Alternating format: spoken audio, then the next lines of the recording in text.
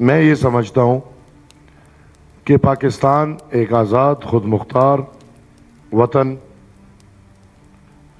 دوسروں کے دکھ اور درد میں شریک بالکل ہم ہو جائیں،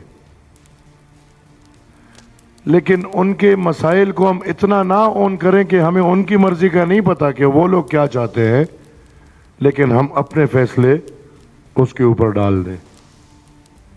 بدقسمتی سے ادھر بات ہوئی، جب ظلم کی بات ہوگی، مظلوم کی بات ہوگی، جو فلسطین اور اسرائیل کے نشان ہے، اسی طرح جب کشمیر کا نام لیا جائے گا تو مظلومیت کا نشان ہے۔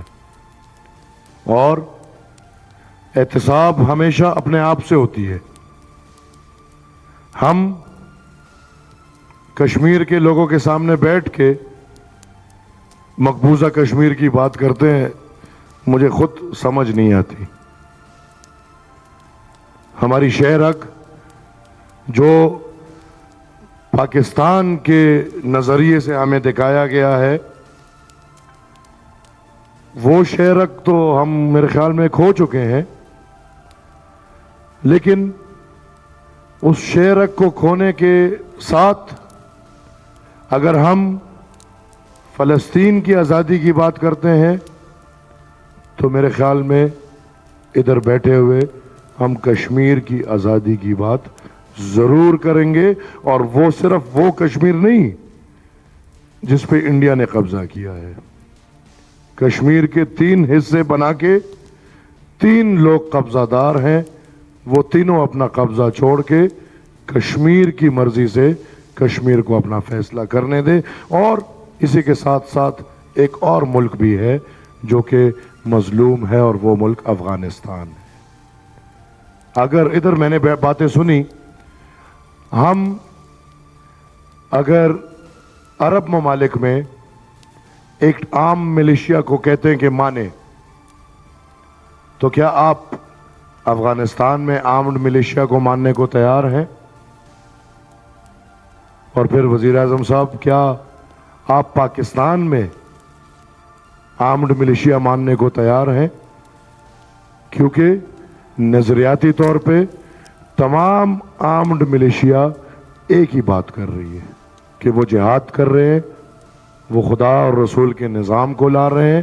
وہ اگر آرمڈ ملیشیا افغانستان میں ہو وہ بھی یہی بات کر رہے ہیں، وہ آرمڈ ملیشیا اگر پاکستان میں ہو وہ بھی یہی بات کر رہے ہیں، اور وہ آرمڈ ملیشیا اگر عرب ممالک میں ہو وہ بھی یہی بات کر رہے ہیں۔ اگر ہم پاکستان میں ٹی ٹی پی کو ماننے کو تیار نہیں تو میرے خیال میں ہم کسی بھی آرمڈ ملیشیا کے سپورٹ میں ہمیں نہیں کھڑا ہونا چاہیے۔ شہری بھی مجھے بار بار وہ کر رہی ہے، لیکن میں 2 منٹ لوں گا، اور جب آپ کے ہاتھ میں ہوتا ہے پھر مجھے ٹائم پورا ملتا ہے۔ وہ گلہ چیئرمین صاحب سے کبھی کبھی آ جاتے ہیں۔ سر، ایک موقع ہے، ہم سب اکٹھے ہیں، اور بالکل فلسطین کی بھی فکر ہونی چاہیے، ہر ملک اور ہر قوم جو مظلوم ہے اس کی فکر ہونی چاہیے، لیکن اپنے ملک پہ بھی ہمیں نظر ڈالنا چاہیے۔ اس ملک کے لیے نہ ہمیں یو این کے پاس جانا چاہیے، اس ملک کے لیے نہ ہمیں کی اور ادارے انٹرنیشنل اداروں میں جانا چاہیے۔ اس ملک میں خدا نخواستہ غازہ سٹرپس بن رہے ہیں۔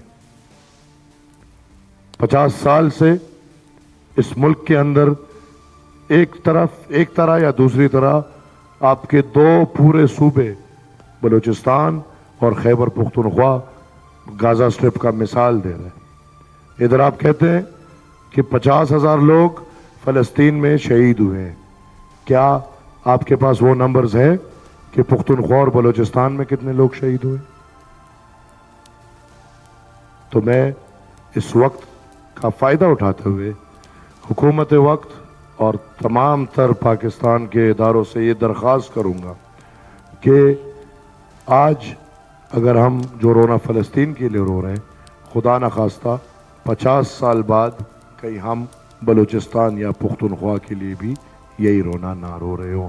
ایک میری گزارش یا رائے میں کہوں گا کہ ہم کیا کر سکتے ہیں۔ ہم تو ایسے ملک ہیں کہ قرضدار بھی ہیں اور سب کچھ، لیکن اس ملک نے ایک کام جو بڑا بہترین کیا ہے اس کو جہاد بولتے ہیں، اور 50 سال سے اس ملک نے جہاد کو پروموٹ بھی کیا ہے، 50 سال سے اس ملک نے جہادی ایلیمنٹ کو پروموٹ کیا ہے، 50 سال سے اس ملک نے پاکستان بالخصوص